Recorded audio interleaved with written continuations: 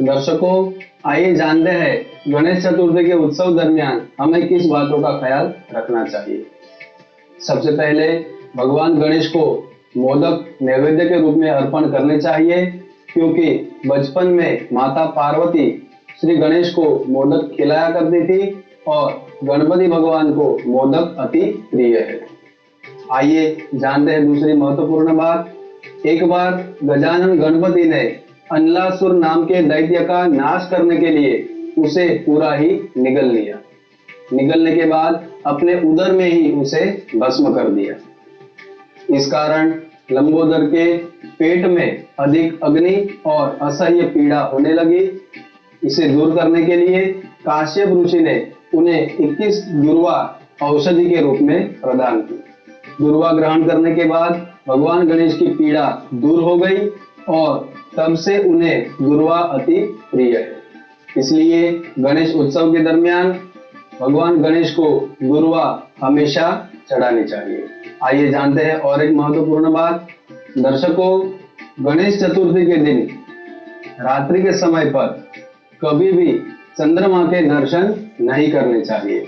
इसका कारण है, चंद्रमा ने भगवान गणेश के स्वरूप का उपहास किया था और इसी कारण क्रोध में आकर गणपति भगवान ने चंद्रमा को श्राप दिया था कि जो भी गणेश चतुर्थी के दिन भाद्रपद की शुक्ल पक्ष की चतुर्थी के दिन तुम्हारे दर्शन करेगा, उस पर झूठा आरोप और कलंक आएगा और उसकी मानहानि होगी। दर्शकों, श्री कृष्ण भगवान ने एक बार चतुर्थी के दिन चंद्रमा के दर्शन कर लिए थे और इसी वजह से उनके ऊपर बहुत ही मूल्यवान सामंतक मणि चुराने का झूठा आरोप आया। आइए जानते हैं और एक महत्वपूर्ण बात। दर्शकों, विघ्नहर्ता भगवान गणपति की जब भी हम खड़े होकर वंदना करते हैं, उनकी पूजा अर्चना आरती करते हैं, तब भगवान गणेश हमें अभय वर प्रदान करते हैं, रिद्धि सिद्धि हमें मिलती है और जीवन में हमको शुभ और लाभ की प्राप्ति भी होती है। भगवान गणेश की उपासना से विद्यार्थियों को विद्या प्राप्ति में बहुत ही सरलता रह जाती है। इसके अलावा निसंतान दंपति को भी भगवान गणेश की आराधना बहुत फलदायी कही गई है। दर्शकों, गणेश उत्सव के दरमियान हमें भगवान गणेश की वंदना करनी चाहिए, लेकिन इस बात का विशेष रूप से सावधानी पूर्वक ध्यान रखना चाहिए कि कभी भी हम भगवान गणेश की पीठ ना देखें।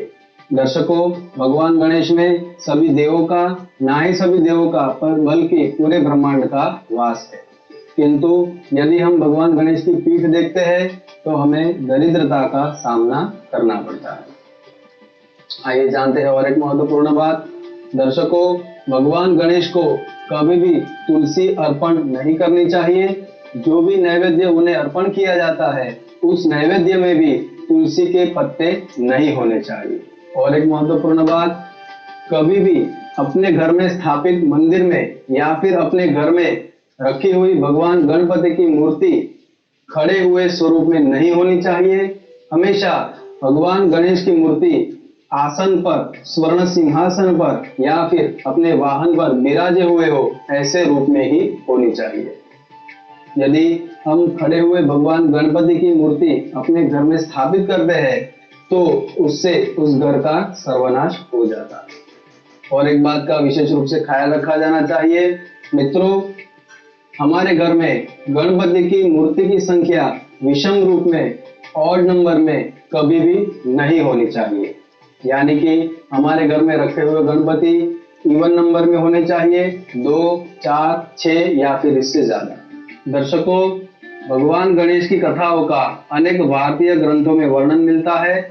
ऐसा कहा जाता है कि श्री कृष्ण भगवान की तरह भगवान गणेश ने भी अपने जीवन में कई प्रकार की लीलाएं की है और इन लीलाओं से जुड़ी हुई कथाओं का मुद्गल पुराण, गणेश पुराण, शिव पुराण और ब्रह्म वैवर्त पुराण में उल्लेख मिलता है।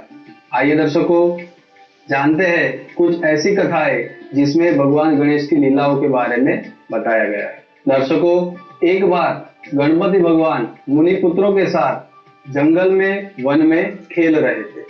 थोड़े समय खेलने के बाद उन्हें बहुत भूख लगी। इस कारण वह निकट में गौतम ऋषि के आश्रम में चले गए वहां पर गौतम ऋषि भगवान के ध्यान में मग्न थे, लीन थे और निकट में रसोई घर में उनकी पत्नी अहिल्या भोजन बना रही थी। अहिल्या का ध्यान बटते ही भगवान गणेश ने रसोई घर से सब भोजन चुरा लिया और वन में जाकर अपने मित्रों के साथ खाने लगे।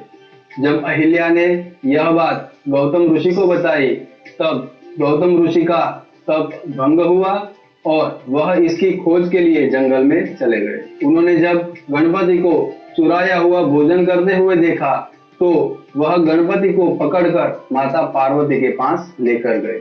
चोरी की बात सुनकर माता पार्वती ने गणपति भगवान को नजदीक में आई एक कुटिया में बांध दिया और जैसे ही गणपति को बांधकर वह वापस लौट आई, थोड़े ही समय में उसे यह आभास होने लगा कि भगवान गणेश उनकी गोद में खेल रहे हैं। विचलित होकर माता पार्वती ने वापस कुटिया में जाकर देखा तो गणपति भगवान वहां पर वैसे ही बंधे हुए दिखाई दिए। थोड़ी देर बाद जब माता पार्वती कुटिया से बाहर आ गई तब भी उन्हें भगवान गणेश के दर्शन होने लगे और उन्होंने देखा कि गणपति भगवान शिव के गणों के साथ खेल रहे हैं। थोड़े आश्चर्य का अनुभव करके माता पार्वती वापस उस कुटिया में जाकर देखते हैं तो वहां पर गणपति वैसे ही बंधे हुए उन्हें दिखाई देते हैं। आखिर परेशान होकर माता पार्वती कुटिया से बाहर आ जाती है और इस बार उन्हें हर जगह भगवान गणेश ही दिखाई देते हैं, कभी खेलते हुए, कभी भोजन करते हुए, कभी रोते हुए और कभी रस्सी से छूटने का प्रयास करते हुए। माता पार्वती फिर से कुटिया में जाते हैं और देखते हैं कि भगवान गणेश रो रहे हैं और बंधन से छूटने का प्रयास कर रहे हैं। यह देखकर माता पार्वती को उन पर स्नेह आ गया और उन्होंने शीघ्र ही गणपति भगवान को बंधन से मुक्त कर दिया। दर्शकों, ऐसी और एक कथा है जिसमें भगवान गणेश पाताल लोक के अधिपति बन गए और उसके बाद उन्होंने पाताल लोक का आधिपत्य शेषनाग को सौंप दिया। मित्रों, एक बार गणपति भगवान महर्षि पाराशर के आश्रम में ऋषि मुनियों के पुत्रों के साथ खेल रहे